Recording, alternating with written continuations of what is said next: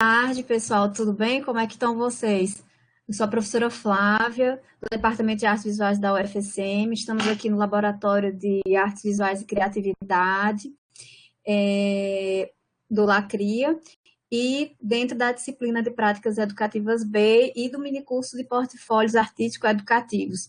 Estamos hoje com o professor Max Arruda, é um nome muito grande, foi meu orientador de TCC, José Maximiano Ximenes de Arruda Lima, acertei? Então, e aí, assim, depois de muitos anos, mais de 10 anos que a gente não se vê assim, né? E agora no encontro virtual para que ele possa dar algumas conversas e diálogos a partir da tese dele. A gente disponibilizou um dos textos dele sobre objetos de aprendizagem virtuais, ambientes virtuais de aprendizagem.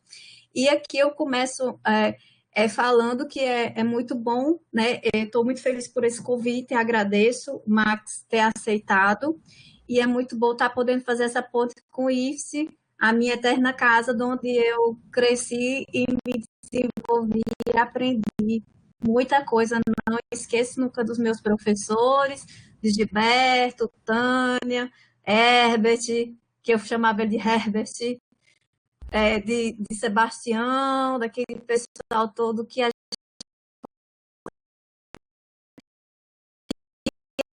eu coloquei aqui só para mostrar ao Max, a apresentação da disciplina, né, na UFSM, como foi que a gente fez, que ela é no formato de grade.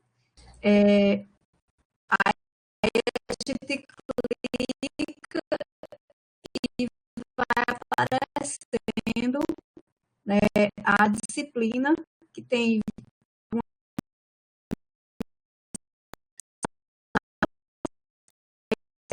a palestra que teve com a professora Miriam Celeste Martins. Aí tem mais algumas aulas, alguns exemplos de portfólio da professora Rebeca Stum, o que eu fiz, que é bem simples, o de Viga, que tem mais coisa, algumas questões que tem a ver com os textos da disciplina, a palestra da professora Viga, que está também lá disponível online, e aí é dividido por unidade, e ele também pode ser utilizado. E está aqui a palestra, né, de hoje, que está na disciplina. Então, eu quis mostrar só para ficar registrado. Tá aqui, ó, o material que tem até a tese, viu, Max? Coloquei tua tese Legal. disponível para o pessoal ver. Então, eu vou dar aqui uma parada na tela, dizer que o professor Max, ele terminou o doutorado com a professora Lúcia Pimentel, né, na UFMG, com a referência nessa linha de tecnologia. A gente tem na arte e educação ela como referência, e é um próximo texto que nós vamos ler na disciplina. Sejam todas e todos bem-vindos. E aí eu dou a voz aqui ao professor Max. Se quiser colocar alguma coisa, eu vou ter que colocar como apresentador. Se colocar alguma tela, já pode colocar. Tá bom. E seja bem-vindo e muito obrigada novamente pelo aceito do convite. Boa tarde a todas e todos. Eu estou vendo aqui que tem uns alunos do mestrado, do IFCE, tem ex-alunos da graduação também. Então, assim, eu fico muito feliz por estar aqui falando para vocês, não só porque a Flávia foi minha aluna, né, da graduação, me orientando da graduação, mas porque eu tenho uma certa afinidade com a instituição de vocês, né? Eu já fiz uma exposição aí na Sala Carre Conde. E além da Flávia, tem outros amigos aí também na Universidade de Santa Maria. Então, assim, eu tenho uma bastante ligação com a Santa Maria, então eu gosto muito, é uma cidade muito legal. Eu passei 15 dias aí na minha exposição, na montagem e tal. Uma cidade muito boa. E os colegas que estão aqui também, os alunos e ex-alunos também, que são do IFCE, que estão aqui prestigiando. Eu vou conversar um pouco com vocês sobre essas pesquisas que são importantes para a gente mostrar às pessoas que realmente as pesquisas cada vez mais precisam avançar no campo do ensino de arte, e nós temos muito o que fazer, tá? Nós precisamos desmembrar, desvelar muita coisa ainda. Então o campo está muito aberto. É só a gente ter tempo para fazer isso também, né? Então, aproveitar e tem muita coisa para a gente pesquisar e caminhar e avançar. No campo da minha pesquisa, que iniciou lá em 2010, com a Lúcia Pimentel, que foi minha orientadora do doutorado, eu comecei a investigar uma coisa chamada objetos de aprendizagem. Não sei se vocês já ouviram falar. Os objetos de aprendizagem, eles são materiais desenvolvidos para qualquer área de atuação no ensino. Física, matemática, história, geografia, qualquer área de ensino. Esses objetos, eu fiz uma investigação no mundo todo, no I3E, que é o Instituto de Tecnologia, em outros institutos, e geralmente, eles definiam o objeto de aprendizagem como qualquer material desenvolvido para ensinar. E eu comecei a pesquisar e investigar que nem não é assim também, né? Não é qualquer material que vai poder propiciar o processo de ensino e aprendizagem. Então, só dizer que você fez um material, um vídeo ou um PDF ou uma gravação, isso não vai garantir que vai ter processo de ensino e aprendizagem. Então, nessa investigação, eu comecei a entender que alguns autores colocavam de forma muito genérica esse conceito e deixava a nossa área de artes visuais, especificamente, muito a desejar por causa das nossas especificidades, daquilo que nós precisamos para o nosso processo de ensino-aprendizagem.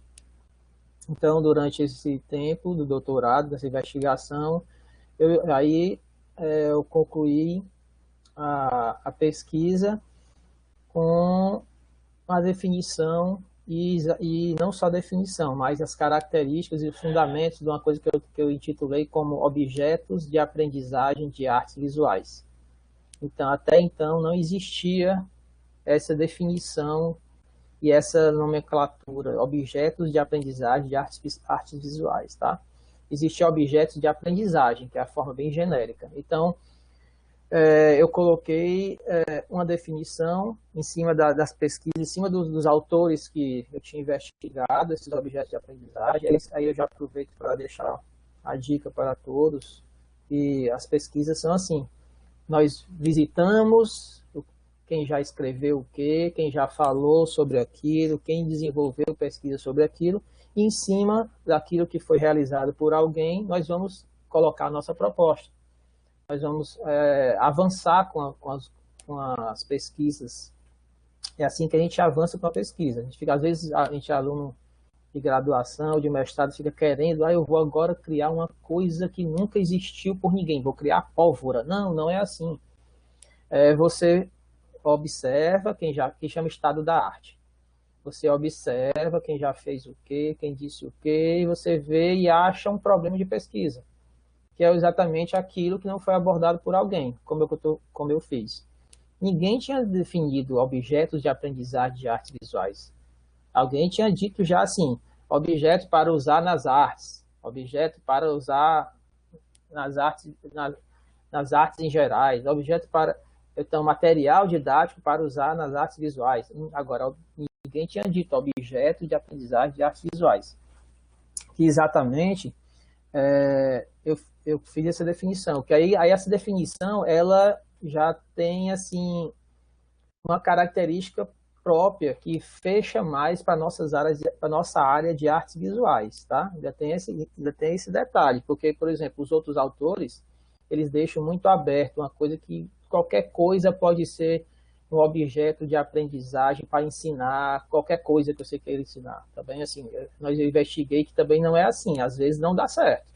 Então, que você querer adaptar um vídeo que eu achei na internet, ele por si só, talvez não dê certo. Eu posso até adaptar e colocar alguns incrementos naquele vídeo, aí ele pode funcionar, tudo bem. Mas não de dizer que por si só aquele vídeo, do jeito que ele foi lá, que a pessoa que criou não estava querendo ensinar nada, ele vai funcionar. Então, por isso que eu coloquei que a definição de um objeto de aprendizagem de artes visuais é um recurso planejado e concebido para auxiliar no processo de ensino e aprendizagem. E ele ele possibilita um reuso, quer dizer, eu posso pegar um material a Flávia faz um material, e eu posso pegar o material da Flávia e reusar para dar minhas aulas. E que ele tem uma proposta pedagógica. Aí que vem a questão, tem que ter uma proposta pedagógica, porque fica um pouco meio, fica sem sentido, tá? Sem proposta pedagógica, porque se é para auxiliar no processo de ensino-aprendizagem, então tem que ter uma proposta pedagógica. No caso do que eu aponto como importante, que não é obrigado a ser uma regra, foi só da minha pesquisa que eu apontei como importante, foi imaginação cognitiva. Então, eu apontei imaginação cognitiva como uma proposta interessante para o desenvolvimento de objetos de aprendizagem de artes visuais.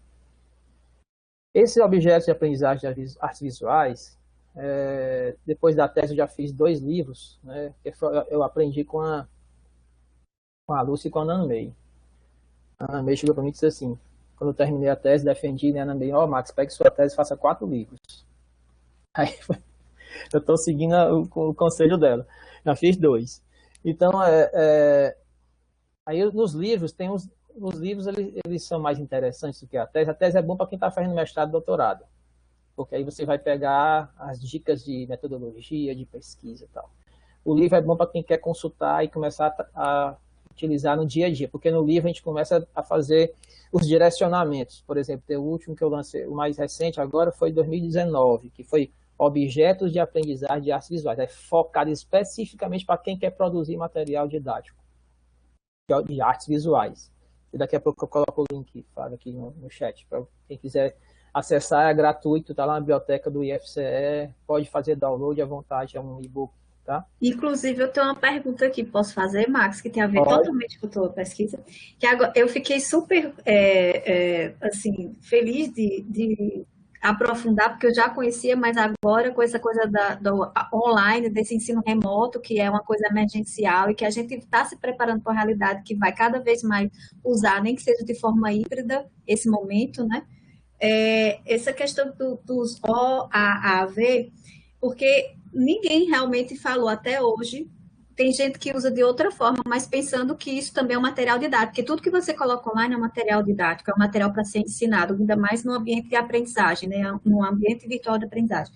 Aí, essa questão de que a gente está com essa coisa dos portfólios tem tudo a ver com esses OAAV, porque o portfólio ele acaba sendo também um objeto de aprendizagem em artes visuais, né? Então, e aí, como é que entra essa coisa que tu falou da imaginação cognitiva, que eu acho que é super importante na tua fala? Tá, você falou bem, o portfólio, ele pode ser um objeto de aprendizagem de artes visuais, se ele tiver o propósito de ensinar, né, do processo de ensino-aprendizagem, ele é considerado um objeto de aprendizagem de artes visuais. Então, assim, quando eu falo no meu livro, nós temos diversas maneiras de produzir um objeto de aprendizagem de artes visuais. Aí, a proposta pedagógica tem que estar nesse objeto, senão fica meio sem sentido. No caso, quando eu fiz a primeira pesquisa, né, 2010, eu propus a imaginação cognitiva, mas isso não quer dizer que seja uma regra. O que foi que eu propus? Que todo o material produzido pelo professor, ele tenha como princípio básico a teoria do Arthur Efron, que é um norte-americano, da Universidade de Ohio, está até aposentado já. Eu quase consegui trazer ele para o Confaeb 2015, então eu conversei com ele em 2013. Aí falei com o telefone por ele, dá para o senhor vir para cá, não sei o que. Ele, não, é porque eu já estou muito idoso, tem 90 e tantos anos. Aí ele ficou meio receioso da viagem, né? Ohio, Fortaleza, imagina aí. Se fosse São Paulo, até acho que ele vinha. Mas, né, cara, o que é Fortaleza? Que diabo é Fortaleza nesse cenário? Ninguém nem sabe, né? O povo dos Estados Unidos só conhece São Paulo e Rio de Janeiro. Aí ele ficou meio receoso, não, já estou muito idoso, não sei o que, eu agradeço o convite, mas quase deu certo para ele dar a palestra no Confaeb 2015, que foi aqui em Fortaleza, no IFCE, eu acho que vocês lembram, a Flávia lembra. A Flávia até organizou, né, a exposição aqui. Mas assim, a teoria dele é isso, a imaginação cognitiva, você ensinar as pessoas com base na imaginação. Eu conheci essa teoria por causa da minha orientadora do doutorado, a Lúcia Pimentel, que ela trabalha muito com a imaginação cognitiva, ela já trabalha há muito tempo. Eu comecei a trabalhar em 2010 por causa dela. E adorei a teoria, né? Porque é você ensinar as pessoas, toda a base do ensino vai estar na imaginação. E essa imaginação, essa discussão da imaginação, vai estar baseada nas narrativas e nas metáforas. Então, você inverte totalmente o processo de ensino-aprendizagem, tá? Você vai conversar com os alunos por meio de metáforas e narrativas, e eles vão aprendendo utilizando a imaginação. Então, assim, muda, né? Eu estou fazendo umas pesquisas com meus alunos de mestrado, acho que até a Kessia está aqui nessa sala, eu vi até o nome dela aqui, se eu não me engano, que é a minha aluna de mestrado agora. Ela está fazendo a pesquisa com a educação infantil e a imaginação cognitiva, está ficando muito bom. Mas investe tudo, dá um trabalho para o professor, porque nós estamos acostumados com aquele ensino, né, mais do tradicional, da gente mostrar conteúdo, falar primeiro para o aluno, e a imaginação cognitiva investe tudo. Você tem que se adaptar totalmente na forma de ensinar. Está dando um trabalhozinho para a Kessia agora, que aí outras alunas do mestrado que já concluíram o mestrado já passaram por isso também, mas conseguiram, tem até uns trabalhos na biblioteca do IFCE, quem tiver interesse por isso, de ver as pesquisas de campo que elas realizaram com os alunos do estado, do município, aqui em Fortaleza, tá? Então, a proposta que eu coloquei inicial foi essa, né? Imaginação cognitiva, mas a mensagem inicial, a principal, quer dizer, é que vocês precisam ter uma proposta pedagógica no seu material, no seu objeto de aprendizagem de artes visuais. Isso aí tem que ter, se não tiver, fica meio sem sentido. E esse material ele vai ser produzido, elaborado e produzido e planejado para auxiliar no seu processo. Ele não substitui o professor, tá certo? Então fique bem atento que assim, a definição que eu coloquei, que é um material que ele não substitui o professor, ele auxilia o professor no processo. Ele pode ser virtual, como a Flávia estava colocando no começo agora, ele pode ser físico, que é um PDF, um livro, pode ser um vídeo, pode ser um portfólio, está aberto para diversos formatos, diversas possibilidades estão abertas para a construção. No momento que você elabora, planeja para que isso aconteça no ensino e aprendizagem, que auxilie o professor e que tem uma proposta pedagógica, e você vai possibilitar o reuso, então isso daí já é considerado como objeto de aprendizagem de artes visuais, tá? Nós temos um grupo de pesquisa aqui, que é desde 2002, que eu coordeno esse grupo, e nós temos aqui, além do grupo de pesquisa, nós temos vou colocar aqui o link no chat, para vocês acessarem depois, que é o link do Moodle, que é o ambiente virtual de aprendizagem, que nós depositamos os nossos cursos, os objetos de aprendizagem de artes visuais e os cursos produzidos pelos alunos da graduação e do mestrado. Então, esse endereço que está aí, que vocês estão vendo no chat, tá? Ele é o do grupo de pesquisa, mas é especificamente do ambiente virtual de aprendizagem. Nós temos o site do grupo de pesquisa, que é um site mais geral, assim, de informações gerais do grupo, dos participantes do grupo, das ações e tal. Esse daí é de material didático mesmo, produção de material didático, que é o que a Flávia está colocando agora como ponto importante da nossa fala. Nesse ambiente virtual, aí eu abro um pouco para a gente conversar um pouco mais sobre isso. Geralmente, diz, Flávia. Não, é que eu me lembrei agora de uma coisa que tu falou, porque assim que eu cheguei na Univasf, em 2009, apareceu um deputado com recurso e a gente conseguiu fazer um primeiro evento como um seminário, um congresso de artes visuais. A Ana Emídia, que foi aluna lá, deve se lembrar, que foi foi da segunda, né, Ana Emídia, turma lá do curso. E a Lúcia Pimentel foi convidada.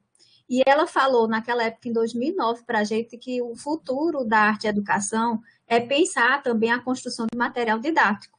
E ela disse assim, crie um laboratório de material didático. E tanto é que o laboratório lá, que eu coordenava, era Laboratório de Produção Didática em Artes Visuais, porque era focado em pensar material didático.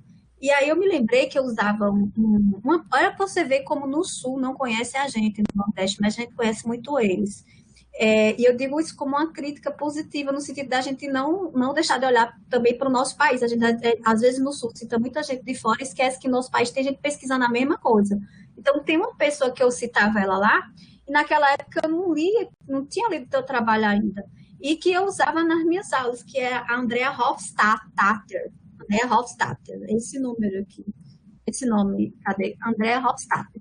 Ela é da Federal do Rio Grande do Sul, acho que já deve ter terminado o pós-doc dela, mas ela não usa para um ambiente virtual. Ela usa para o termo, ela usa o material didático como objeto poético de artes visuais, né? É outro termo.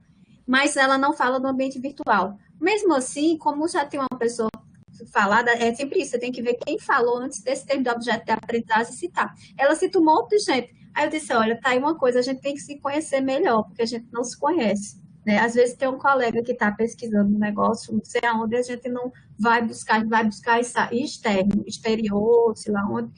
E às vezes é só dentro do Sul, né? O pessoal do Sul às vezes se auto-cita os próprios colegas ou alguém de São Paulo, do Rio de Janeiro, como você falou. O Efland só conhece São Paulo, Rio de Janeiro e o resto do Brasil há um receio. Então, há também essas questões que a gente envolve na pós-graduação, que é essa autora, eu usava ela e usava o Moodle, muito Moodle, para fazer uma disciplina que tinha lá, que era laboratório, acho que a Nemídia fez, mas laboratório de materiais didáticos em artes visuais.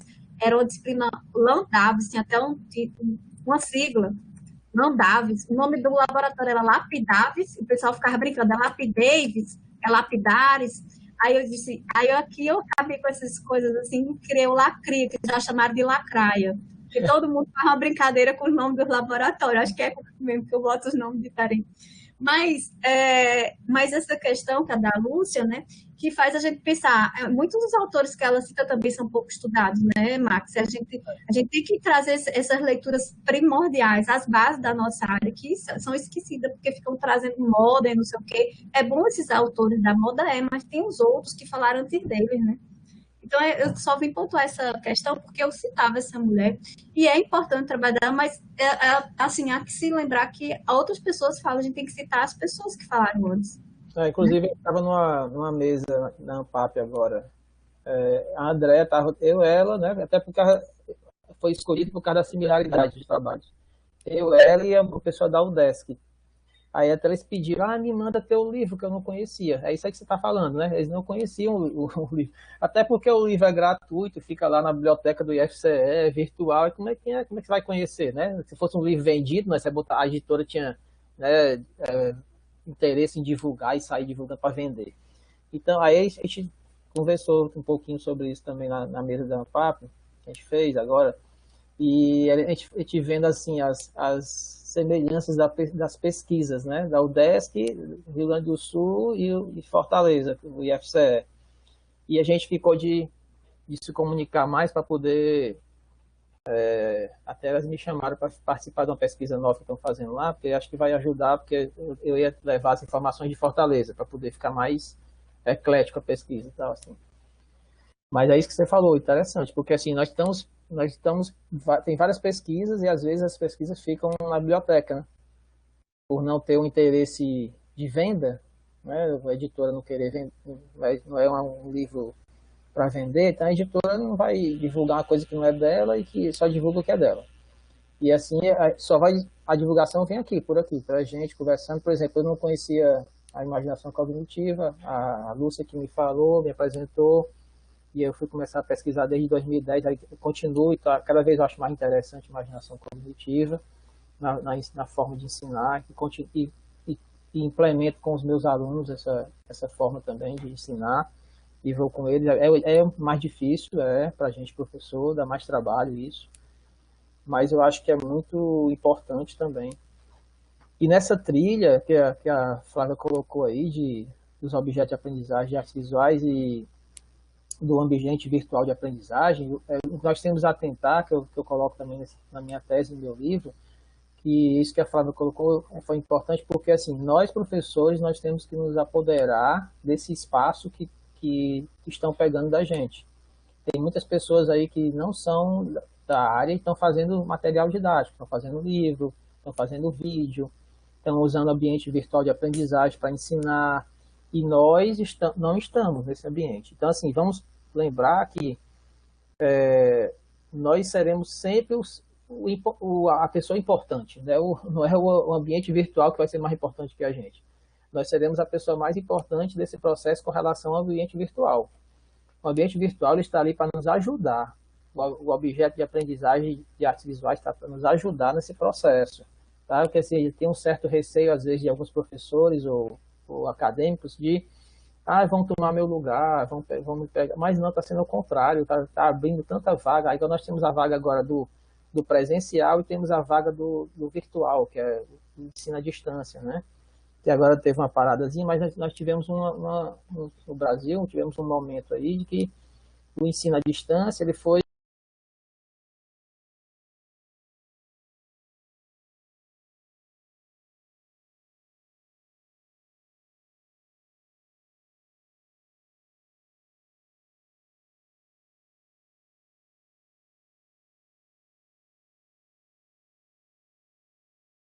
ele teve um ápice, teve uma ampliação bem favorável, vários cursos foram abertos, e não só de artes visuais, mas de várias áreas distintas.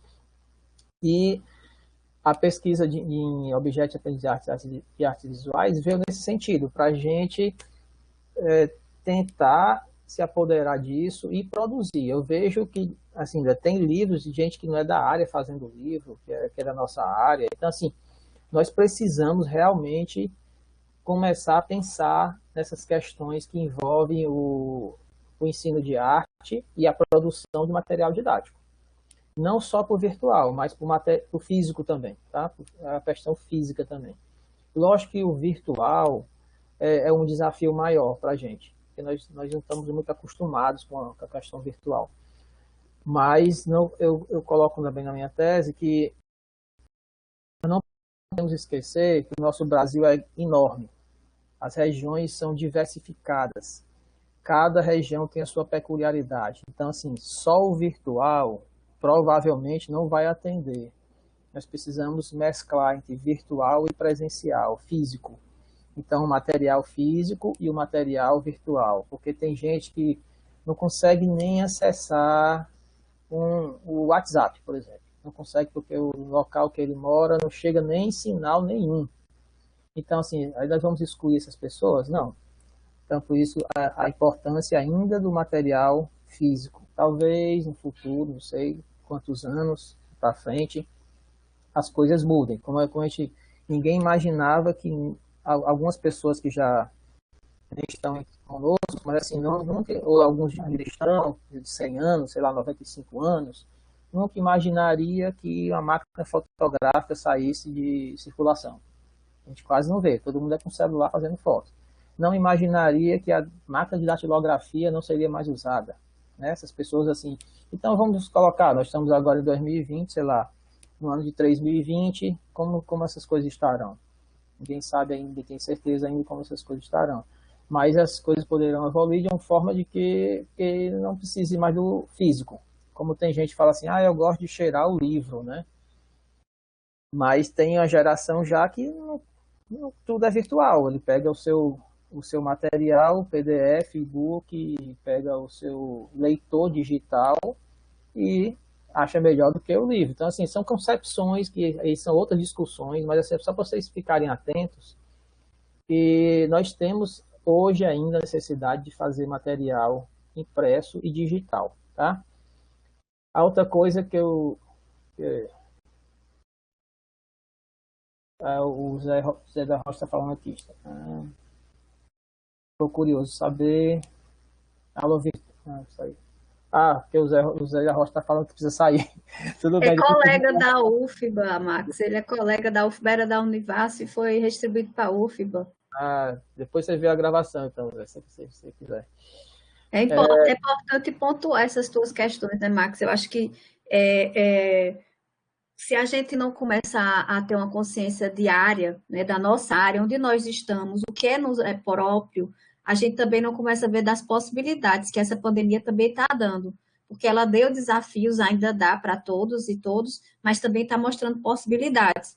E que há outras pessoas na nossa área que estão aproveitando essas possibilidades e estão ganhando, inclusive, né, financeiramente, e estão se aproveitando disso, que é a questão da pedagógica, né, a questão da didática, é de professor, né, de artes visuais.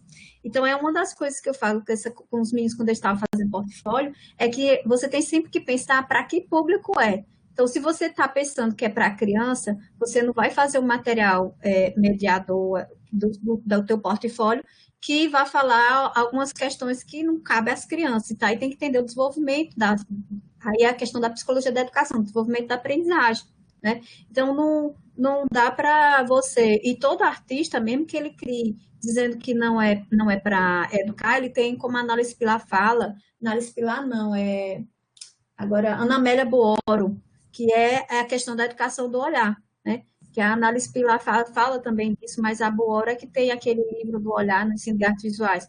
Então, é uma coisa que a gente não pode esquecer. E fico assim, eu acho que era tipo, a tua presença está tipo abrindo luz para muitas questões que a gente pensou na disciplina e no grupo, e aí relacionando agora da tua fala com a criatividade, porque a imaginação cognitiva, ela abre espaço na mente, né, na nossa capacidade de pensar e de criar coisas. E aí é por isso que eu acho que ficou assim, dá uma cola com inclusive lá no PPGART, o meu projeto, ele está indo na linha da decolonialidade de trabalho, mas é focado nessa questão da criatividade. É a questão do decolonial como conceito, que é a arte que nós não conhecemos, a arte outra, que não é aquela que está nos livros da história da arte, mas tendo uma visão sobre a criatividade, que é uma coisa que aqui na UFSM, quando eu cheguei, era uma demanda grande e não tinha ninguém falando, nenhum colega falando isso. Então, como o professor Ayrton Corrêa, que já faleceu, deixou um legado e tem vários livros sobre criatividade, e que é pai de uma colega que é professora de gravura, a Elga Corrêa, então eu disse, olha, mais do que nunca criatividade no ensino de artes visuais, relacionado muito desse conceito que tu fala do Efron, eu vou pegando o Eisner, vou juntando com o John Dee, juntando esse povo todo antigo, que está pouco falado, né? Então, se esquecendo dessas discussões e que está influenciando toda uma carreira de arte educadores até hoje, e aí eu estou fazendo esses links, sabe? Aí eu queria saber o que você pensa sobre isso também. E vou que o pessoal está falando, quiser ler o pessoal, um monte de gente falando aqui. Eu vou aproveitar que você falou nesses autores e já deixar assim, mais nova dica para... Outra dica, na verdade, né? Nova não. Outra dica para todos que estão aqui, que são alunos de graduação, de mestrado e tal. Que, por exemplo, ó, nas características dos objetos de aprendizagem de artes visuais, eu classifiquei como 4 tipos, tá? Daqui a pouco eu respondo o pessoal que está colocando aqui. Contextualidade, flexibilidade cognitiva, potencialidade imaginativa e estética. Então, como foi que eu cheguei nessas classificações? Porque, por exemplo, a Anna May fala muito da contextualização de um trabalho artístico, e etc. Que nós já conhecemos muito bem. Então, eu peguei a teoria da Anna May, da questão da contextualização, e referendei de que o objeto de aprendizagem de artes visuais precisa ter contextualidade, quer dizer, ele tem que estar bem contextualizado no seu conteúdo, nas suas imagens, tudo aquilo que você colocar no seu material tem que estar bem contextualizado para que o aluno consiga realmente aprender. Ele tem que ter flexibilidade cognitiva, diversas formas de ensinar, de você abordar o assunto, senão o aluno, tem aluno que aprende mais desenhando, tem gente que tem aluno que aprende ouvindo o professor, tem gente que aprende mais lendo alguma coisa, vendo alguma coisa. Então, assim, quanto mais possibilidade você colocar no seu material didático, você vai propiciar a aprendizagem. Potencializar a imaginação, não colocar textos ou exercícios ou frases ou que fechem, que prendam, que não possibilitem a imaginação. E a estética ninguém pode esquecer, né? Nossa área, a gente não pode esquecer das questões estéticas, que elas têm que estar fortemente atreladas no nosso material, tá? Então, assim, são essas 4 classificações que eu coloquei, 4 características importantes para que você produza um material, um objeto de aprendizagem de artes visuais com muita propriedade, para que realmente o aluno consiga aprender. Na verdade é isso. Nosso objetivo é que o aluno consiga aprender, né? Nós queremos que ele aprenda. É isso que nós queremos. Aí eu também coloquei alguns requisitos para você elaborar o material de uma forma que propicie uma segurança maior de aprendizado e uma segurança para o professor também. Por exemplo, o ergonômico, o requisito ergonômico. Aí eu listo uma série de ações que o professor precisa fazer para que tenha uma boa ergonomia no seu material, para que ele consiga fazer com que as informações sejam claras, que os espaçamente sejam legíveis, para que o aluno consiga entender bem, que tenha uma harmonia visual. Então, tem uma série de elementos que fui fazendo o teste e que vocês poderiam, no futuro, usar para vocês produzirem o material de vocês, tá?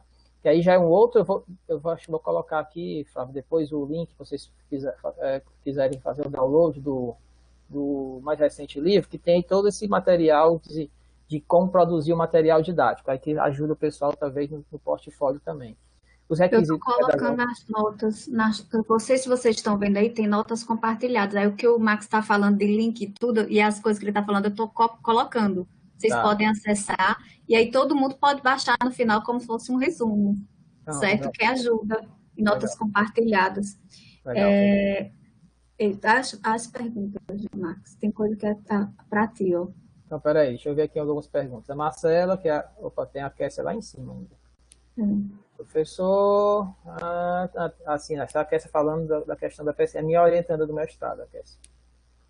A Marcela, tem alguma pergunta? Tem. A Marcela, você acha que o Kindle é um bom investimento para organizar material para dissertação? Pronto, é o Kindle que eu estava falando, exatamente, Marcela. O Kindle, ele é um leitor digital. Quem gosta dessa leitura digital, porque também tem que gostar, né? Porque se a pessoa gosta do cheiro do livro, o Kindle para ele vai ser péssimo. Então, quem gosta da leitura digital é excelente, porque você consegue colocar trilhões de livros num espaço bem pequenininho, você consegue ler como você quiser, na hora que você quiser, deitado, em pé, cabeça para baixo, como for, você está com um leitor digital na sua mão. Então, assim, aí a primeira coisa tem que saber se a pessoa realmente tem interesse dessa leitura digital. Ele não cansa a vista, porque ele é diferente do computador. Nós estamos aqui no computador, ele já cansa o computador, porque a tela dele não é preparada para essa leitura. O Kindle é preparado para a leitura digital, então a tela dele é diferente, ele não cansa a vista da gente, tá? Tem uma para você, Flávia, eu acho. Sobre como colocar em portfólio. O curso da gente, a disciplina tem um mini curso que foi aberto inscrição geral e foi muita gente que se inscreveu e está fazendo. Aí a gente está gravando isso aqui como extra, porque eles estão organizando, já teve a apresentação dos projetos de portfólio, eles estão fazendo o site. Então, a ideia é que faça o site e hospedagem gratuita, a gente deu uma série de slides, né, de links para eles fazerem, e aí o que eles estão mais usando é o Excite, que tem mais, a parte de design, ela é mais elaborada, é mais simples de fazer. E aí eles estão usando uma hospedagem gratuita, fazendo um site e colocando imagens por linguagem ou de diversas linguagens, de acordo com uma temática específica. Então, vamos dizer, você tem 20 desenhos, 4 esculturas, 3 gravuras, aí você vai organizar de acordo com a temática e aí vai fazer uma exposição virtual, tal qual como um museu virtual, né? A gente fala essa questão da exposição e um material mediador que vai ser do lado ou embaixo, que a pessoa possa clicar e descarregar um PDF. E tudo isso com a licença da Creative Commons, que pode ser redistribuída, mas que não pode a pessoa ganhar dinheiro nem modificar o material, né? Que é o que geralmente tem para fins didáticos. Então, a gente fez toda essa discussão e está disponível lá no canal, porque foi outra coisa que eu tive que me esforçar aqui, porque eu já tenho, Max com certeza tem mais tempo, mas eu tenho uns 10, 11 anos de AD. E eu comecei lá no curso da UES, quando a professora, se não me engano, ela era Lúcia, era Luciana, já nem me lembro que era da música, abriu um curso lá semipresencial de licenciatura em artes plásticas. Aí entrou eu e o Marcos Martins, que era um colega meu que hoje está na Federal do Espírito Santo. E a gente foi lá dar aula como professor formador. lá na Estadual do Ceará, em Oroz, bem longe de Fortaleza. A gente ia de carro, né, pela UES e tudo, e era uma parte online no Moodle, uma parte sem presencial. A gente fez um curso de formação no Moodle, mas era bem simples, assim. Aí, hoje em dia, o Moodle tem funcionalidades, como essa ferramenta que a gente está usando hoje, que tem lá chamada como Big Blue Button, né? E tem não sei quantas coisas com flash, com não sei o quê. Então, de junho para cá, eu já fiz 7 cursos que a universidade aqui disponibiliza para professor que trabalha ativamente com EAD já há muito tempo e para os que estão nesse semestre o ensino remoto. E um dos cursos eu era cobaia, que era o pessoal de design digital, que está fazendo o curso no mestrado aqui em educação, na área de educação à distância. E aí eles fizeram com alguns professores que têm essa experiência e foram explicar como é que era importante hoje a gente se preparar, independente da sua área, para esse universo digital.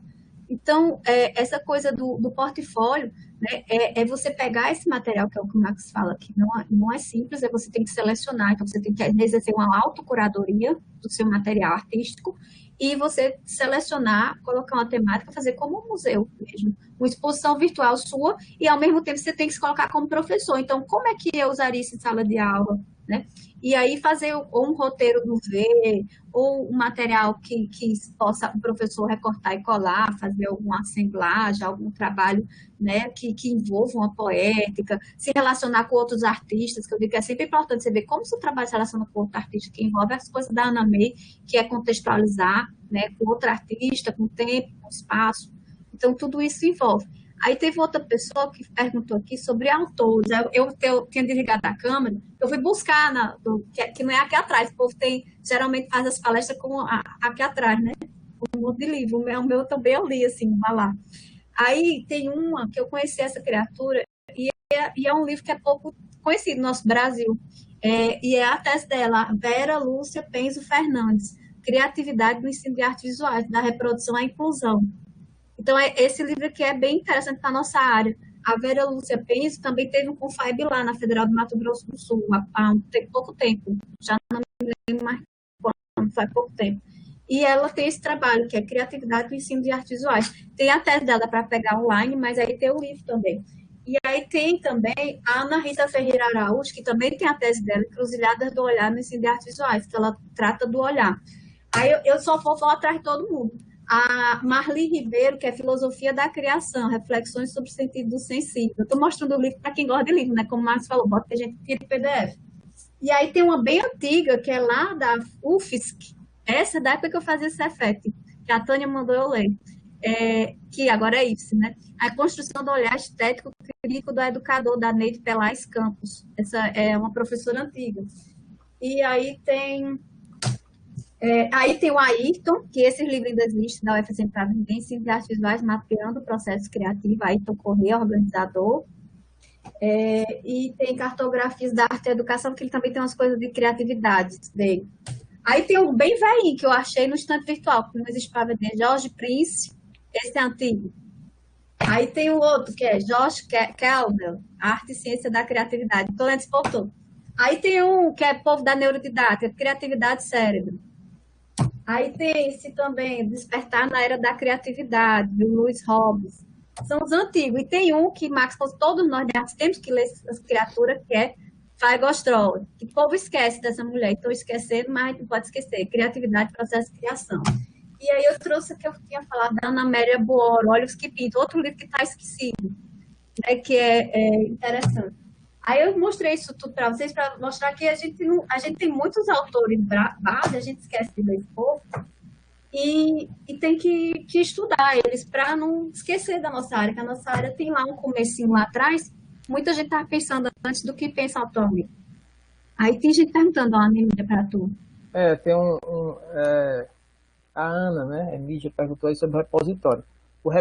Em 2010 eu fiz uma pesquisa sobre os repositórios do MEC. Tem um repositório oficial do MEC. Na época, em 2010, até 2012 mais ou menos, só tinha um material para artes visuais. Por incrível que pareça, né, gente? Hoje já tem alguma coisa. Até eu pedi umas alunas, não sei se foi a Kessia ou foi outra aluna, para investigar, outro aluno, Rafael, não sei. Ele está investigando hoje em dia como é que está o repositório.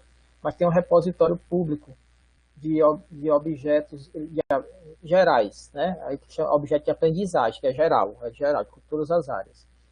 E tem pouca coisa ainda também, tá? Então, assim, nós estamos aí, não estamos ocupando um espaço que é nosso, né, dessa produção. Então, um bom exercício, talvez o portfólio seja um bom exercício para começar, como diz a Flávia aí, né? Faz o portfólio, já é o primeiro exercício. Vou fazer meu portfólio e como é que eu coloco esse portfólio se eu fosse utilizar o portfólio para ensinar alguém alguma coisa, da abordagem em cima do trabalho que eu coloquei. Então, já começa o primeiro exercício de produção de um objeto de aprendizagem de artes visuais, que é um portfólio que ele tem o objetivo não só de demonstrar o seu trabalho artístico, mas ele tem o objetivo de ensinar, de ajudar no processo de ensino-aprendizagem, que às vezes não é só você ensinar, não, você pode fazer para outro professor pegar e usar e utilizar como ensino, tá? Nós tivemos aqui, por exemplo, a Sandra, foi minha aluna do mestrado, ela desenvolveu um objeto de aprendizagem de artes visuais que os alunos usavam celular na sala de aula. Então, assim, o celular é até proibido usar aqui na sala de aula do governo do estado, mas era pedir autorização e os alunos usavam o celular, quer dizer, olha só, eles tinham texto, imagens no celular deles, eles ficavam acompanhando e a professora na aula lá, trabalhando com eles, artes visuais, com o uso do celular. Então, assim, ela testou isso, foi bastante positivo, porque os alunos, por exemplo, às vezes o professor quer mostrar uma imagem, aí não tem data show na escola. Quando tem o data show, você tem uma fila gigantesca para você reservar o data show, e você não fica sem mostrar aquela imagem. Ou então a imagem, você tem que imprimir a imagem, tamanho, formato maior, o professor vai gastar dinheiro e vai ser uma imagem só, se você quiser 20, vai gastar 20 vezes mais. Então, assim, ela resolveu com o uso do celular. É objeto de aprendizagem do MEC, exatamente. Isso, Ana Mídia, ainda é pouco, impressionante, né? Porque nós não estamos nos apropriando dessa função que é nossa, que a gente não está fazendo, tá? Então, ela desenvolveu com o celular o objeto de aprendizagem de artes visuais, e os alunos adoraram, porque eles usavam o celular deles na sala de aula e ficavam com ela trabalhando isso daí. Uma outra pesquisa foi da Eloilma, e a Miriam também fez nesse sentido, que ela desenvolveu, a Miriam fez uma pesquisa que ela criou um objeto de aprendizagem de artes visuais, uma proposta pedagógica, em que ajuda os professores a ensinarem arte urbana na escola, dentro da escola. Então, quer dizer, tem toda uma proposta pedagógica de artes visuais lá nesse material dela que ajuda o professor a fazer isso. A Eloilma para ensinar a arte abstrata, tá? Deixa eu só pegar aqui o nome aqui do trabalho dela. Image Sound, uma proposta pedagógica para o ensino e aprendizagem de arte abstrata com base na imaginação cognitiva.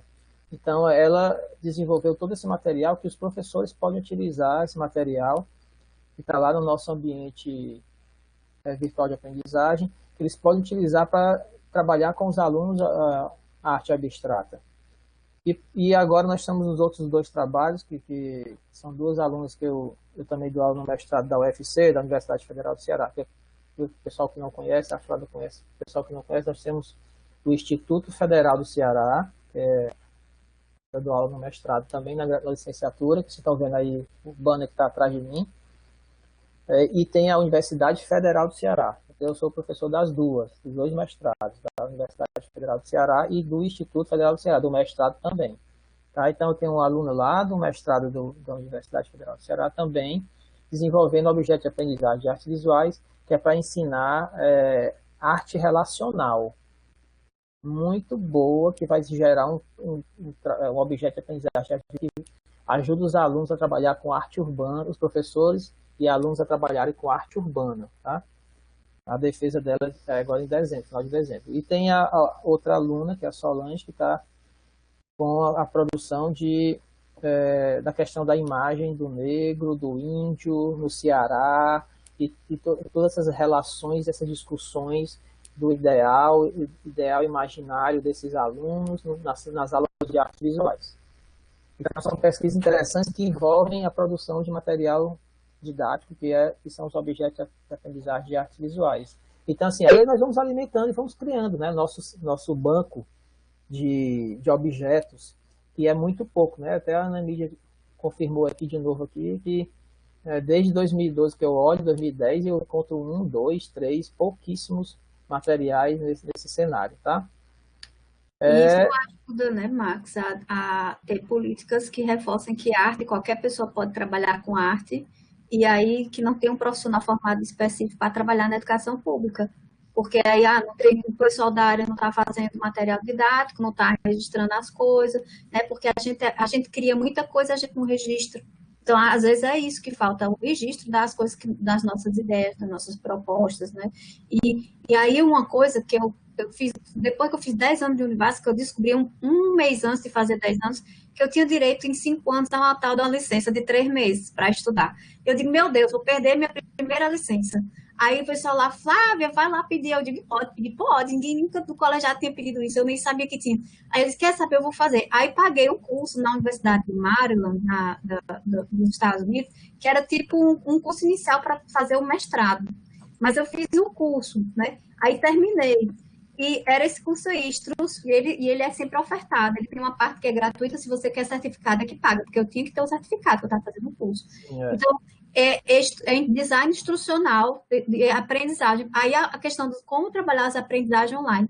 E eu estava com a linha lá da mina da ortografia da Rita Ewing, né? E eu achando que ia ficar um site massa, todo artístico. Aí fiz esse site aqui. Esse link aí que eu estou colocando é do meu site que eu criei para poder entrar na UFSM, que eu criei um site para mostrar que eu era uma pessoa interessante, sabe? Porque eu sei que o pessoal daqui é muito ligado à produção, à tecnologia, e uma forma de visibilizar meu Lattes, eu tinha que me visibilizar como artista e professora e pesquisadora. Como eu visibilizava isso? Com o uso de imagem, criando um site que me apresentasse. E aí, depois que eu entrei, foi que eu melhorei, que ele ficou com esse layout mais do laboratório e tudo. Mas antes disso, aí eu tive que criar um portfólio. Aí criei um portfólio ortográfico, todo cheio de imagem, com tudo que a professora queria saber sobre quais são as didáticas específicas para trabalhar online, professor de arte, de qualquer área. Então, tem metodologia de ensino específica. Aí eu botei o site errado, desculpa, gente. Tá errado? Não, era esse mesmo, era esse, tá certo. Aí, esse que eu mandei o último é o que está ortográfico, cheio de imagem, de coisa, com tudo que a professora pedia. Tem até imagem quando eu era criança, sobre os tipos de aprendizagem, que tem o behaviorismo, construtivismo, cognitivismo, conectivismo, andragogia, os modelos de aprendizagem, abordagem de modelo de aprendizagem e o microaprendizagem, que é a aprendizagem hoje que as pessoas não prestam atenção mais que 15 minutos. Aí tem que ser rápido. Então tem que ser rápido e você tem que trabalhar com vídeos às vezes cortado, né? Quando é uma coisa muito teórica. E aí eu fiz, aí ela não gostou, a professora lá era super chata, e aí eu vi quem tinha tirado 10, que queria do jeito o site tal e qual. Eu fiz, na verdade, uns 10 sites, porque eu fui fazendo um entrando no outro. Aí esse foi o que eu tirei 10. Esse final era com tudo tal e qual a professora queria. Eu tinha feito todo artístico, colorido e tal. Aí ela, não, eu quero assim. Aí eu fiz esse último, né? Que aí mostra essa questão. Então, eu tinha que dizer que quem eu era, né, no começo do site, eu tinha que falar das teorias e deixar a tabela de tudo. Então, a gente aprendeu a fazer infográfico, tabela. Isso é material didático, que a gente não... E tinha que ser em inglês. Então, desculpa a gente estar em inglês, mas você bota o Google Tradutor, sai em português. Na época, é tudo em inglês lá. E era um jeito da Índia, da China, não sei de onde, de tudo que é canto, porque eram umas 10 atividades, eu quase morro para fazer isso. Se eu não tivesse licença, eu não tinha feito. Porque eram umas 10 atividades por dia, e tinha fórum para participar, e tinha coisa chata online, tinha tudo. E você tinha que fazer, senão você não passava no curso. Como é uma coisa ligada ao mestrado, era fazer. Esse curso era o primeiro, aí tinha mais 2, aí eu tinha um mestrado. Olha que chique. Mas eu não quis terminar porque era muito caro em dólar, o dólar aumentando, já daquela época eu digo, não dá. Mas dá para fazer esse curso sem precisar de certificado. Você ganha um de honra, código de honra, né, que terminou o curso. Mas é o que eu estou dizendo. Nessa época aí, eu abri a minha cabeça. Gente, como tem coisa que a gente não se toca, que dá para a gente trabalhar online e deixar disponível nas aulas, e que isso fica sempre para você usar várias vezes, e que é material didático, né? Isso. E a gente pode... a grande vantagem também, que eu vejo disso daí, é a gente ajudar outros professores, que eu chamo de reuso, né? Você possibilitar o reuso. Então, na hora que eu desenvolvo isso daí e coloco público, por exemplo, eu estou ajudando vários professores que não têm a ideia de fazer aquilo, ou então teve a ideia de um diferente, e agora eu vou pegar esse daqui, vou juntar com a minha ideia e vai ficar muito melhor a minha aula. Então, assim, a ideia é a gente sociabilizar a informação e as pessoas consigam realmente ensinar a arte com tranquilidade, com mais propriedade também, né? A gente ajudar o colega, nosso colega professor, que está às vezes distante da gente, ou às vezes está tão próximo e ele precisa de ajuda e a gente não sabe. Então a gente socializa, então muda o cenário total. Flávio, eu acho que as falas gerais acho que foram essas. Alguém que vai começar a sessão de As perguntas, não dúvidas? sei. Eu acho que está na hora. Gente, o pessoal da tanto da disciplina como os outros que estão podem colocar as dúvidas sobre todas essas questões, a questão que a gente está falando do ensino remoto, também da EAD, de como a nossa área se articula. Vocês podem colocar agora que é o momento. Eu conheço a plataforma, né? EDX. Tem muito curso gratuito mesmo.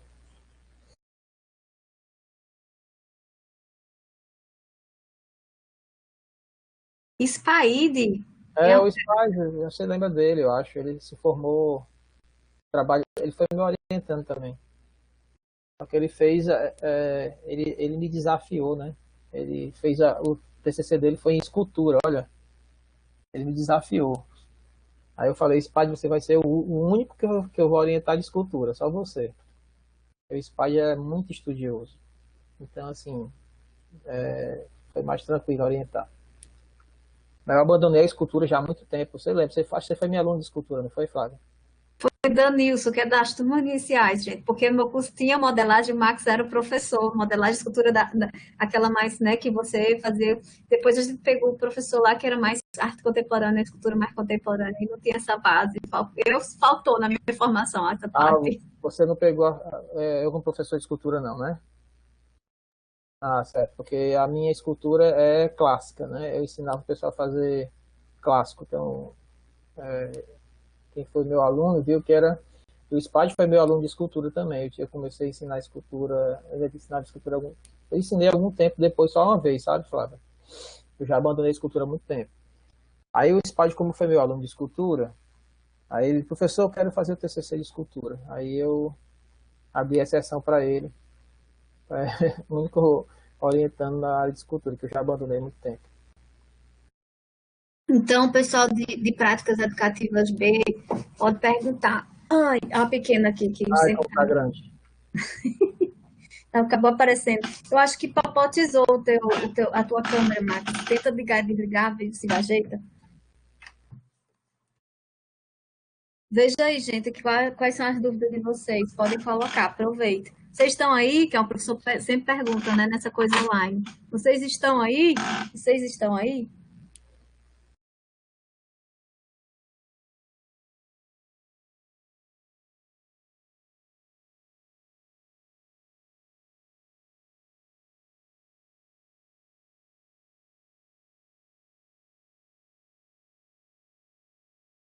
Enquanto o pessoal pensa aí, eu vou pegar aqui o link do livro, vou colocar aqui no chat, na biblioteca, que aí fica mais fácil, tá? Porque eles não ficarem procurando na biblioteca do IFCE.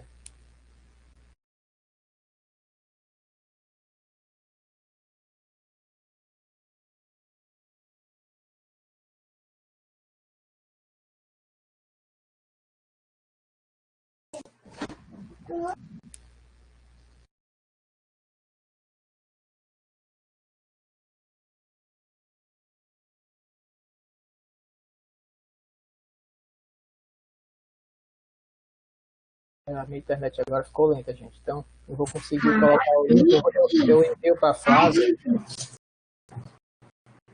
Aí depois a Flávia coloca para vocês. E se ela funcionar aqui, eu já boto. Aí dá certo, fé em Deus. É. Aí, outra questão, né, que a gente coloca na disciplina quando essa coisa de passar o presencial para o virtual, a gente sempre perde alguma coisa, né, Max? Não fica 100%, né? E a gente tem que saber lidar com essa perda no sentido de discussão, porque, por exemplo, a gente está aqui e fica se perguntando se vocês estão aí, né? Acho que todo professor, vocês estão aí, porque a gente não está vendo vocês, tá? Tá aqui um monte de gente, tem 12 pessoas, mas estão aí mesmo, né? A gente não sabe e fica e acaba gerando atenção. Aí já tem gente pesquisando, que eu não achei o artigo, eu já procurei que só que eu li um dia desse num jornal, que falava que 1 hora de aula equivale a 4 horas para o nosso cérebro, uma aula dessas assim, online. Porque o Isso. nosso cérebro, a gente se cansa, professor, a gente fica pensando, o que é que eles estão pensando? Quais as pessoas que a gente pode citar? E não é a mesma coisa da gente estar olhando olho no olho na cara da pessoa e olha assim, criatura, e aí? Aqui os meninos, assim, quem aqui já foi aqui na Karen? Acho que a Karen foi da outra disciplina. Eu cheguei, gente, vocês estão aí, vocês falem, porque os meninos estão muito calados. Aí a gente faz isso, assim, sabe, né? Quer que o estudante participe, mas no online é mais difícil. Né? Por mais que você fique puxando, às vezes a pessoa tem vergonha, né, de mostrar a cara, de falar, de tudo. Ninguém sabe como é que está a situação na casa das pessoas, como você disse. Ó, esse pai vai falar. Ah, apareceu alguém, ainda bem. É o Spike. Spy, eu tô com o sotaque muito Spike. complicado, viu, Max? Desculpe aí. Diz, Spike. Ninguém tá te ouvindo, não, Spike. Acho que teu microfone tá desligado.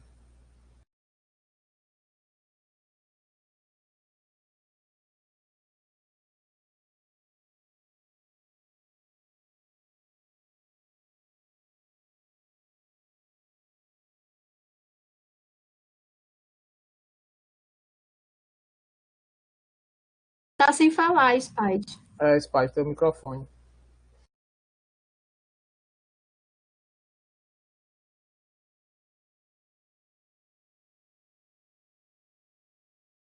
Então, Max, tem um aluno aqui que é aluno eu acho que Matheus está terminando. Matheus, que é da disciplina de práticas educativas. Ah, E ele trabalha com essa coisa de tecnologia também.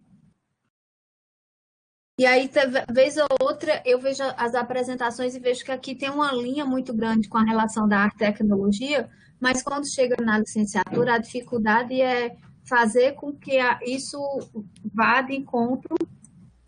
Ô, minha filha, espera aí. você falou um negócio Ela interessante. está com o teclado e Bluetooth que eu tenho e está digitando e está aparecendo aqui, minha gente. Eu nem lembrava desse teclado. Espera ainda. Você falou um negócio interessante da diferença da aula presencial para virtual, né? Tem duas questões aí importantes para a gente discutir, para os alunos que estão aqui, todos nós a gente discutir, que é o seguinte: nós começamos no ensino presencial, então não estávamos preparados para o ensino à distância. No caso, é o remoto emergencial, né? Não é a distância. Quando você entra no curso à distância, então o cenário todo é outro. Tudo está preparado para que seja realizado à distância. As pessoas já sabem que estarão distantes fisicamente, eles estarão próximas virtualmente, como nós estamos aqui. Ó, estamos próximos virtualmente, estamos fisicamente distantes. As pessoas já sabem disso, já se preparam, já tem material, já tem tudo preparado, tudo organizado para isso.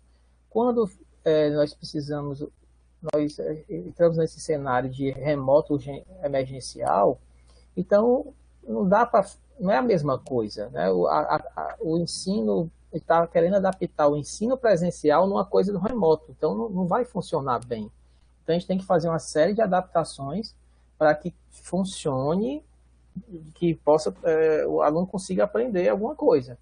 Então a gente não pode querer pensar que eu vou usar a mesma coisa do presencial agora nesse ensino remoto emergencial, não vai dar certo.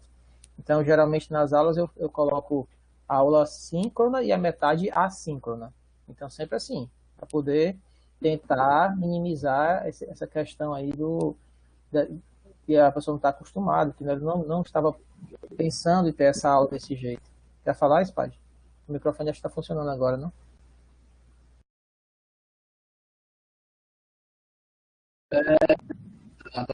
Olá, boa tarde, tudo bem? Tranquilo? Tudo bem? Acho que Tá me ouvindo? tá picotando sua fala. Deixa só tua voz, tira o teu vídeo. Pois é, a pergunta seria se a imaginação cognitiva do vídeo, certo? Melhorou, pode falar. Pronto. Tá ouvindo? Sim, tá bom agora. Boa tarde, mas tudo bem? Tudo tranquilo? A minha pergunta seria referente à imaginação cognitiva tem alguma relação com a capacidade de criação do artista visual? Tem essa Boa, relação, a teoria. boa colocação. Tem muita relação, porque assim, na hora que eu abro o campo para a imaginação, eu estou abrindo um campo fértil de criatividade. O que geralmente as escolas fazem? As escolas, elas castram a nossa imaginação. Pode prestar atenção, né? A gente vem na escola, vem com a criança começa a desenhar um céu vermelho. Aí a professora, tá louco, menino? O céu é azul. Então começa a Verdade. castrar a imaginação. Aí você começa e faz uma árvore no céu. Aí a professora vai lá e, não, gente, é louco, essa árvore no céu, a árvore não fica no céu, não, ela tem raiz, fica no chão. Então, a imaginação, ela ajuda muito na criatividade. Nós, professores de artes visuais, principalmente, precisamos primar pela imaginação. Por isso que eu coloquei como premissa importante na criação do objeto de aprendizagem de artes visuais, a imaginação cognitiva. Porque na hora que a gente trabalha utilizando a imaginação com nossos alunos, nós vamos propiciar que eles criem outras coisas e não fiquem só reproduzindo coisas, tá? E não fiquem só com a ideia que existe atual, e elas pensem em ideias novas atual. Então, o próprio Einstein defendia isso, né? Ele defendia que você precisa ter criatividade, ter imaginação para que as coisas surjam. Não é só você ficar nas questões científicas, mas sim na imagem científicas puras da palavra. Mas você propiciar essa criatividade para que você consiga até resolver questões de pesquisa também. Muito boa pergunta, Spade. Muito bem, obrigado. Por isso que fica entre a razão e a subjetividade, né, a arte, né? Exatamente. O Zamboni fala sobre isso. Exatamente.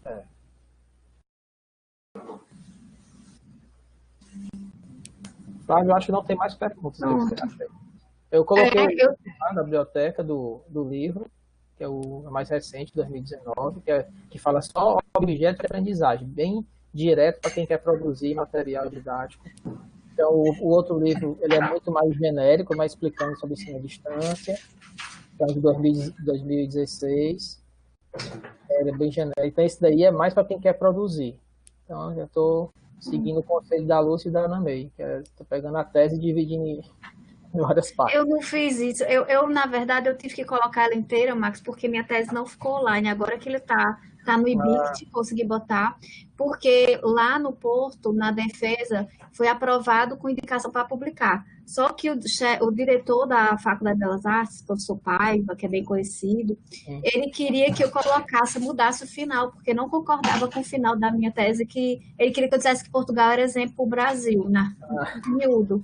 E eu disse, mas foi aprovado, professor, não vou mudar. Eu tive que me reunir com a minha orientadora, e ela disse, Flávia, quer saber? Só tem um jeito, você muda para poder receber, senão ele não assinava a carta branca, né, da tese, e eu mudei, ficou na biblioteca esse que não foi o que eu defendi, que disse que tudo é lindo lá, que a gente é exemplo para o Brasil, e o que eu defendi mesmo foi que eu consegui publicar como livro. Sim. Aí foi por isso que eu botei ele como livro, porque foi aquele que eu defendi. E o que está lá, escondido na biblioteca, que até a bibliotecária ficou minha amiga, a Carla, da bibliotecária, eu dediquei lá, tá no agradecimento, que tá lá escondido um só exemplar desse que diz que Portugal é exemplo. No final, assim, tem falando. Mas não é exemplo, porque eles estão muito atrasados. Peraí, em termos de criatividade, eles estão muito ligados à técnica. Isso, então, quando se fala em criatividade, imaginação, tinha alunos, porque a minha tese, a mesma coisa que tu falou, eu encontrei tanta coisa lá que já dava para um pós-doc.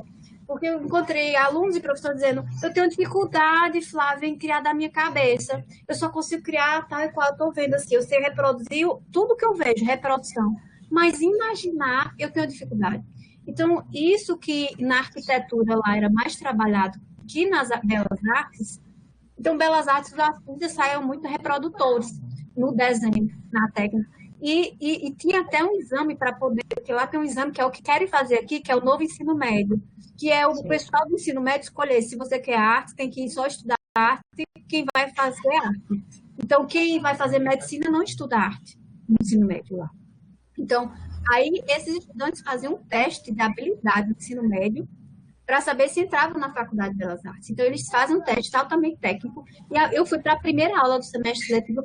Me obrigaram a fazer 1 ano e meio de desenho com um catedrático de desenho lá, sobre Bismarck e tal. E aí eu fui fazer com todas aquelas cópias, ia para o meio da chuvarada, no do mundo, granizo, chovendo, eu com a pasta enorme de A2 e copiando paisagem, etc. Tudo isso que a gente já tinha feito na faculdade, Max. Mas como eu era uma brasileira, nova, lá, aí eu tinha que provar que sabia tal e qual eles. Só que, na verdade, eu acabei vendo a situação, foi interessante, porque eu vi a situação dos estudantes, que tinham muita dificuldade com essa questão, e não conseguiam pensar nada além do que eles viam, e dos professores, que sempre usavam, mesmo mudando o professor, eu fui para vários professores de desenho, a mesma aula, o mesmo conteúdo, mas por causa da didática mudava. Então, às vezes, ficava mais simples com um professor diferente aquela aula, a mesma aula, mesmo conteúdo. Então, aí tinha formas de ver o desenho, eram várias discussões que não deu tempo de eu falar tudo na tese, e aí eu ainda tive que, como é, filtrar para não ficar maluca, porque era muita análise que eu estava fazendo da situação lá, porque se fosse estudar como é que era trabalhar cada professor, já era outra tese. Aí eu fui falar dessa questão, dessa dificuldade. Aí, por conta disso, que lá eles queriam que é engraçado, todo colonizador quer que a gente fale que eles são exemplo para a gente, né? Todos os pesquisadores. É, Aí eu disse, não, eu não aceito, por isso que virou livro. E aí, agora eu botei, tá disponível na academia.edu, botei no IBICT, que o IBICT aceitou, depois que passou aquele período dos direitos autorais da editora, né? Tem isso, ainda tem isso que tu falou. isso. Agora pode disponibilizar. E eu também não recebi nada, eu gastei, eu paguei do meu bolso, né, com o resto do dinheiro que sobrou da minha bolsa da CAPES, e não recebi nada até hoje da editora, das vendas que eles tiveram lá em Portugal. Todos os portugueses ficaram até com as vendas que fizeram da minha tese. Ai, que droga. Enfim, não recomendo Chiado, não façam com ela. Você E falou aí, uma coisa interessante, ó, tá vendo da imaginação? Como as escolas castram a imaginação, né? Eles fazem, muitas escolas continuam nessa linha ainda. E olha só, não é só escola geral, não, escola de arte, né? Castrando a imaginação. eu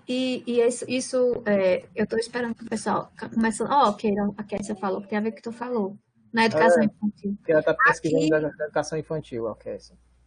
aqui em casa, com esse negócio da pandemia, Dani, isso virou orientador de Aninha, sabe? Orientador artístico. Aí a minha filha, eu já estou vendo ela fazer com 3 anos, coisa das fases de desenvolvimento. Eu estou vendo na prática o desenvolvimento do Loifeld e Brita, do desenho, né? E ela já está fazendo pessoas com olhos, com cabeça, não sei o quê, porque Daniels começa a fazer as coisas dele, desenhar, ela olha pro pai e começa a querer fazer tal e qual ele. Tem desenho que Daniels começa a fazer, ela faz o rosto embaixo, com o olhinho, com a boca, não sei o quê. E aí Daniels diz, tá faltando isso aqui, ela vai lá e faz, do jeito dela. E nessa idade dela não é para estar representando figuras já, mas ela já evoluiu para isso, já pega no lápis direitinho, porque desde que ela é bebê, Danis gosta de.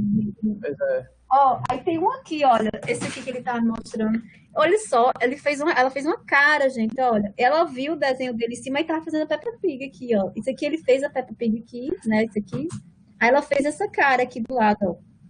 Legal, A legal. menina tem 3 anos, já tá fazendo isso. Às vezes eu fico horrorizada com o desenho. Outro dia eu vi um que parecia o Homer Simpson, que isso aqui é o Homer Simpson. Ela disse, não, é o papai. Isso que é o pai. Eu tô ali. Então, é tanta coisa que a gente acaba vendo na prática, olha. Isso é ela desenhando. Não sei se dá pra ver. Aqui os cabelos, os olhos, a barba, ele está bem barbudo. Aí é bem engraçado essa questão. Ele foi te orientando também, né, Max? Não? É a família toda, né? Marido, mulher orientada. A família toda. E a Kessia que está escrevendo aqui, ela é professora de educação infantil e ela está pesquisando sobre o desenho da educação infantil. Aí depois posso até te mandar o trabalho dela, ou então eu vou te chamar para a banca dela, para você ser da banca dela. Aí vai ser bom para tua filha também, porque ela vai apresentar uma série de coisas interessantes o desenvolvimento do desenho da tua filha, aí, com a dissertação dela. E engraçado que aqui eu fui dar disciplina arte, infância e educação, disciplina que eu nunca dei lá na Univasf, fui lecionar aqui. E acabei, porque eu tinha estudado um pouco do desenho infantil para entender o desenho adulto, mas não foi aprofundado, mas eu tinha estudado, né, de Derdick, todo esse povo. Aí estudava dois lados do cérebro, que tem uma brasileira, que agora eu não me lembro o nome dela, que ela fala desenhando com dois lados do cérebro, né? É, Ela fala de um, ela fala do dois. E eu fui estudar esses negócios para... Aí foi na época que a Ana May disse, Flávia, eu vou lançar o livro sobre desenho, que a Ana May lançou aquele livro lá, eu estava terminando minha tese, eu digo, Ana May, eu podia lançar junto com tu, ó, nós lançávamos junto. Aí ela disse, não, já vou lançar. Eu digo, era bom a gente marcar o lançamento junto, olha que chique, Marcos, eu lançar minha tese com o livro da Ana May. Mas porque eu queria também ler as coisas que ela ia para citar o trabalho dela, e não deu tempo, porque foi antes do... Aliás, foi logo depois que eu terminei a tese que eu entreguei. O que você está falando? Sempre fazem com prioridade. Que tem a Spaide que falou. Essa coisa da linguagem escrita, inclusive tem no YouTube, se vocês forem lá do Lacria, a professora de letras aqui, que tem uma coisa chamada Ateliê de Textos, a professora Cristiane, que é vice-diretora do Centro de Artes e Letras. E ela me chamou com o Rafael, que deve estar por aqui, estava aqui ainda agora, deve ter caído da internet. Rafael, tá aí, Rafael? Se quiser, pode falar. Para fazer uma oficina que a gente chamou de Ateliê Criativo de Desenho, para estudantes de escola pública online. E a gente trabalhou esse princípio dessa questão, desde a Fai Gostroy, lembrando das aulas da Tânia Cassianic. Tânia ainda existe, porque eu nunca mais consegui falar com ela. Eu digo, gente, tem que ler esse povo. E desde a Fai Gostroy, lendo aquilo tudo, a gente fez um curso para eles e deixou disponível online, gravou aulas assíncronas e depois foi síncrona para tirar dúvidas e falar um pouquinho. Então, eram estudantes de escolas públicas, olha só como é bom aproveitar esse momento online. Então, a gente conseguiu ligar com escolas públicas da região daqui que chama Geoparque, que é aspirante, igual o Geoparque Araripe, Ceará. Aqui tem dinossauro, foi legal que eu descobri que eu estou no Crato, aqui é quase Crato Juazeiro, é o Crato Juazeiro do Sul. Com frio. Com frio, agora está pegando fogo, mas tem a época do frio. Então, é um Crato Juazeiro do Sul, que tem dinossauro. Então, tem essa coisa do Geoparque, elas entraram com um projeto. E aí eles produzem textos para falar sobre o espaço, patrimônio cultural, turismo, culinária da região, para divulgar a região, para conseguir a Unesco dizer que é Geoparque, para ter um cuidado maior com toda a reserva, que tem muita coisa aqui. Aí ainda não conseguiu, mas está aspirando, está buscando e está fazendo projeto. Então tem muita coisa da universidade nesse lugar. É a quarta colônia que chama. E aí tem isso. E Rafael, se quiser falar, os meninos já terminaram os desenhos e tem a ver com essa coisa de criatividade. Aí a gente vai ser publicado um livro, eu posso mandar o link depois para o Max divulgar para os alunos dele, divulgar para quem está aqui. E um livro com esses textos e as ilustrações, né? Porque a gente fez um desenho que trabalhava a criatividade, depois eles fazem a ilustração do texto. Legal, muito bom. Com os princípios da contextualização, a ideia que a Ana me disse que está tirando, né? Estão tirando do mapa a contextualização. Então, a gente falou muito disso. Aí, Rafael, só um resumo rápido do que foi. Acho importante o pessoal saber. Ele foi das pessoas que estavam lá, estudante da licenciatura em artes visuais. Não sei muito o que falar. Mas foi uma experiência muito boa trabalhar com essas crianças que, claro, foi pouco tempo, mas esses 2 períodos que a gente ficou junto com eles foi sensacional. As ideias que eles tiveram, uma menina até fez um bicho, deixa eu lembrar o nome agora do bicho, foi um ratinho com folhas, e ficou exatamente um ratinho. Era muito bonito, eles têm cada ideia sensacional. E é só incentivar eles que eles conseguem fazer. Pois engraçado que a professora da escola pública, viu, Max, disse que não conseguia tirar a atenção dos alunos, a gente estimulando eles, aí conseguiu fazer uma relação com o ambiente escolar, né, que ela tinha dificuldades. Pois é, tá vendo aí o uso da imaginação, né, a criatividade. Então, quer dizer, ela começou a imaginar que aquela folha poderia ser um rato. Então, aí transforma a folha num rato. Quer dizer, assim, as possibilidades se ampliam. quando você começa abre espaço para a imaginação. É por isso que eu acho a teoria do Efron muito boa, que é a imaginação cognitiva, porque ele propõe que você ensine com base na imaginação. Então, é a teoria que eu repeti, né, no começo, dá trabalho para a gente, professor, a gente se acostumar com essa abordagem, mas é muito interessante. E só para fechar, assim, acho que a minha fala encerra, aí, se tiver, não sei se tiver pergunta mais, aí a Flávia vai continuar com alguma coisa depois, né, Flávia? Não sei como é que é a programação, mas assim, só para fechar, que assim, pessoal, vocês que estão aí na graduação, no mestrado, as ideias, as nossas novas conquistas, elas surgem com base nas leituras anteriores, com base nos autores que já trabalharam alguma coisa. Não fiquem pensando que a gente cria uma coisa com base em outras teorias. O Efron criou a imaginação cognitiva com base em outras teorias, Lowenfield também, o Eisner e todos os outros, né? A Flávia criou a teoria dela do doutorado também com base em outras teorias, eu criei com base em outras teorias, é sempre assim, né? A gente trabalha, a gente observa as pesquisas que já foram realizadas e você propõe uma nova abordagem, ou uma abordagem, ou múltiplas abordagens, tá? Assim, para vocês ficarem mais tranquilos, que eu sempre, onde eu passo, eu gosto de deixar essa mensagem, que eu vejo muitos alunos preocupados, pensando que agora, como é que eu vou descobrir agora um novo pincel para poder pintar? Não é descobrir um novo pincel para poder pintar.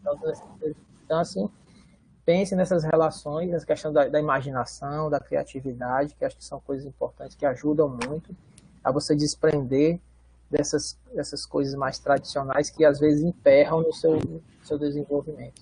E, mais uma vez, eu quero agradecer a Flávia pelo espaço, né, para divulgar nossas pesquisas. Está aí o endereço do Moodle, tá? Tem o endereço do grupo, vou colocar aqui arte1.ifce.edu.br, é o endereço do nosso grupo de pesquisa.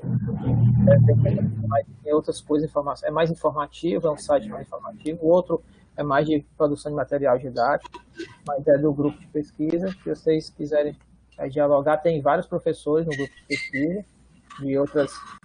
com outras abordagens também. Tem o pessoal que é mais da história da arte, tem o pessoal que é mais de desenho de quadrinhos, tem outro que é mais de vídeo e fotografia, tem outro que é mais gravura, e nós temos essas várias linhas. Tem outro que é mais desenho mais puro, mais tradicional. Então nós temos várias linhas, são vários professores no grupo de pesquisa. Acho que é o maior grupo que tem, é o nosso, é o Arte 1.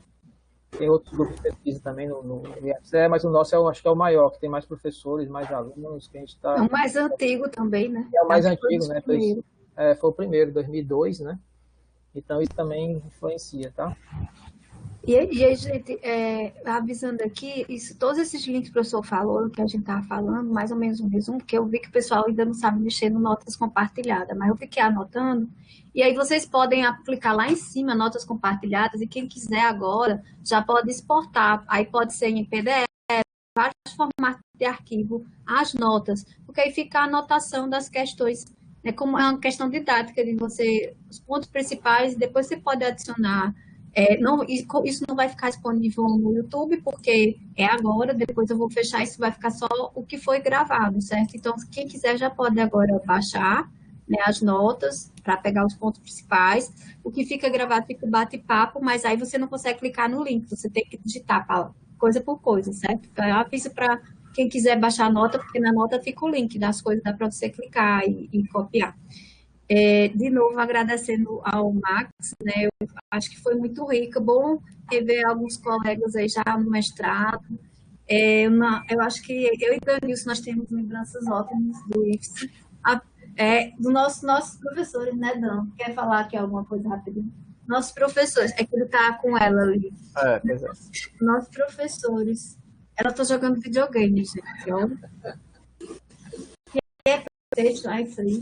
Tá jogando PlayStation. Eu fico besta com as coisas de Aninha. É porque é sua, não é do seu pai, isso aí, né? Você joga só um pouquinho. Aí, essas questões que a gente aprendeu muito dentro do IFSE, E porque a gente conseguiu, como o Max falou, fazer a apropriação no processo de ensino-aprendizagem e pensar no futuro. Naquele momento lá da faculdade, que eu acho que para quem está na graduação tem que pensar logo, o que eu quero lá para frente? Então, a gente meio que, na época, a gente era de um grupo de estudantes que estavam muito preocupados com o que ia ser. Eu me lembro que o Gilberto falava nas aulas de metodologia da pesquisa em arte plástica, gente, a gente não vai dizer o que vocês vão ser no futuro. Vocês vão ter que achar o campo. E a gente ficava desesperada. Eu digo, eu vou trabalhar com o quê? Porque tinha possibilidade de trabalhar em indústria, possibilidade de trabalhar não sei o que, design, não sei o que. Eu pensava, meu Deus, eu vou trabalhar com o quê? E a gente, naquela alvoroço, que eu acho que agora também é um alvoroço, o que você vai fazer, a gente correu atrás. Então, ou você corre atrás, ou você perde um tempo, né? Então, eu acho que a grande, naquela época que a gente pegou, era o grande aprendizado. E aí eu vou ficar sempre tentando chamar pessoas que fizeram parte da nossa trajetória, sabe? Mas que eu acho importante não esquecer todo esse processo, né? A gente, quando se torna professor, a gente não pode esquecer do processo de formação, né? E aí fico bem feliz e já vou até usar mais o seu trabalho nas aulas. Eu acho que é isso mesmo, é um link que fica sempre aberto. E eu acho que a UFSM foi o primeiro lugar que eu me sinto mais nordestina do que eu sou. É engraçado isso. Eu me sinto que nunca viu tanto sotaque. Eu digo, não sei, meu filho, acho que é a saudade de casa, que eu tô com o sotaque tá arrastado que só. Tá mais do que eu. Não, mas não tô. É porque eu não escuto ninguém aqui falando assim, aí é piora. E depois, não sei o quê. E eu não escuto.